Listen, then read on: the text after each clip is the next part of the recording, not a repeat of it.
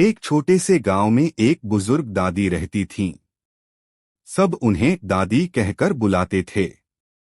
वे बहुत गरीब थीं, लेकिन उनका दिल बहुत साफ और भक्ति से भरा हुआ था। दादी हर रोज सुबह बिना कुछ खाए पिए मंदिर जाती और माता रानी के सामने बैठकर सच्चे मन से प्रार्थना करती। उनके पास धन नहीं था, लेकिन विश्वास बहुत बड़ा था। नवरात्रि का समय चल रहा था। पूरे गांव में खुशी और भक्ति का माहौल था, लेकिन दादी के घर में खाने के लिए कुछ भी नहीं था। फिर भी दादी ने कभी शिकायत नहीं की। वे बस यही कहती, माँ, मुझे भूख की चिंता नहीं, बस आपका आशीर्वाद बना रहे। एक दिन जब दादी मंदिर जा रही थीं, रास्ते में उन्हें एक छोटी सी लड़की मिली।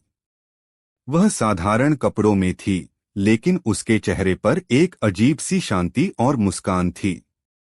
लड़की ने पूछा, दादी, आप रोज मंदिर जाती हो, क्या माँ आपको कुछ देती हैं? दादी मुस्कुराकर बोली, माँ मुझे सब कुछ देती हैं, सुकून, विश्वास और प्यार। दादी की बात सुनकर लड़की बहुत खुश हुई। उसने अपने हाथ में रखा एक छोटा सा मिट्टी का मटका दादी को देते हुए कहा, दादी, इसे अपने घर ले जाओ, ये कभी खाली नहीं होगा। दादी को थोड़ा आश्चर्य हुआ, लेकिन उन्होंने श्रद्धा से मटका ले लिया। जब दादी घर पहुंची और मटका खोला, तो वह देखकर हैरान रह गईं। मटके में ताज़ा और स्वादिष्ट खाना भरा हुआ था। दादी की आंखों में आंसू आ गए। अगले दिन भी मटका भरा रहा, और उसके बाद भी वह मटका कभी खाली नहीं होता था। अब दादी खुद भी पेट भरकर खाती और गांव के गरीब लोगों को भी खाना खिलाने लगीं।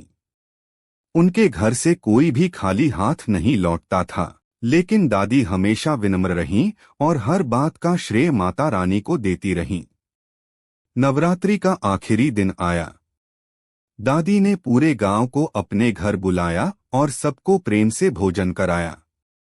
रात को जब सब लोग चले गए, दादी अकेली बैठकर आसमान की ओर देखते हुए रोने लगी। माँ, आपने मुझ जैसी गरीब पर इतनी कृपा क्यों की? अचानक उनके छोटे से घर में एक तेज दिव्य प्रकाश फैल गया।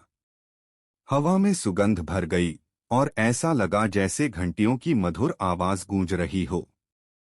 दादी ने घबराकर ऊपर देखा और सामने का दृश्य देखकर स्तब्ध रह गईं।